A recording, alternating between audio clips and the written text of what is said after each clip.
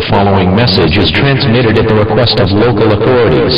At 9:30 p.m. local time, several bombings and a large amount of rioting was confirmed at the Roanoke Star on Mill Mountain. Rioters have also been reported attacking bystanders, looting, and causing fires.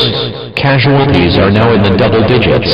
A curfew is in effect from 9:45 p.m. to 2:30 a.m. local time. Residents are strongly encouraged to stay in their homes and lock all doors and windows.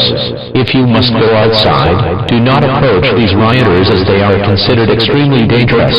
Law enforcement and emergency personnel will defend and escort residents to one of the following safe zones: the Roanoke Memorial Hospital, the Roanoke Community Hospital, the Salem Courthouse, the Benton Firehouse, the Lewis Gale Hospital, and the Roanoke County Police Precinct.